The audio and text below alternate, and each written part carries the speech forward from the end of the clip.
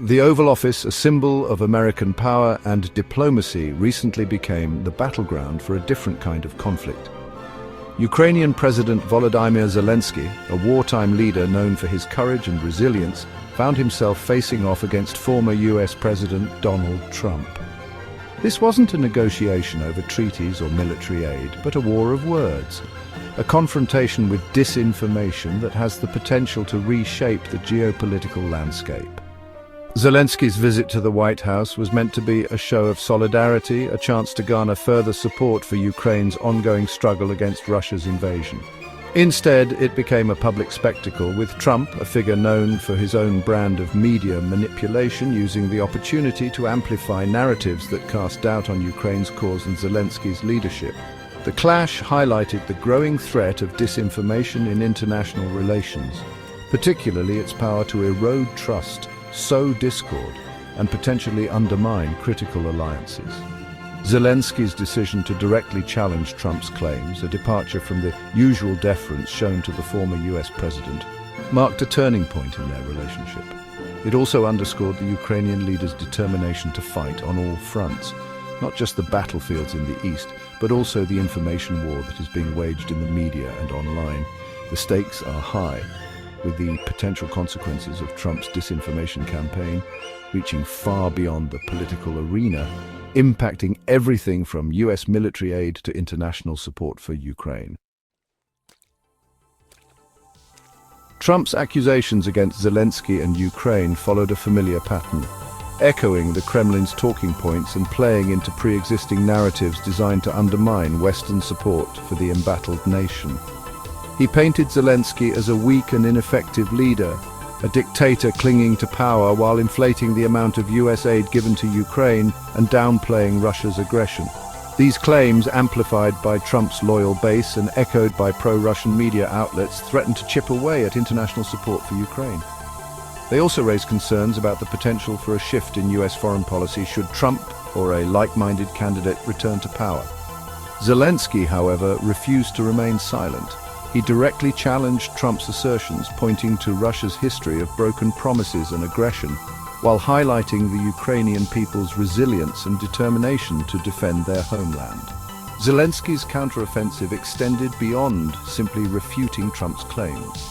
He sought to shift the narrative, framing the conflict not just as a struggle for Ukraine's sovereignty, but as a battle for democracy and freedom against authoritarianism. He also actively engaged with international media, giving interviews and using social media to bypass traditional channels and directly address the American people. Zelensky's decision to directly confront Trump's disinformation campaign was a calculated risk. On the one hand, it allowed him to challenge false narratives and control the message, pushing back against attempts to undermine his leadership in Ukraine's cause. By directly addressing Trump's accusations, he aimed to prevent them from taking root in the public consciousness, particularly among those who might be sympathetic to the former president's views. On the other hand, this approach carried the risk of further alienating Trump and his supporters, potentially jeopardizing future US aid and emboldening those who advocate for a less interventionist approach to the conflict. There was also the danger of elevating Trump's platform, giving him more attention and oxygen to spread his message. This dilemma highlights the difficult choices faced by leaders in the age of disinformation.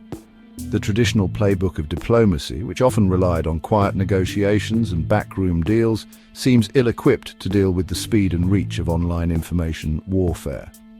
Zelensky's gamble was a recognition of this new reality, a bet that confronting disinformation head-on, even at the risk of escalating tensions, was the best way to safeguard Ukraine's interests.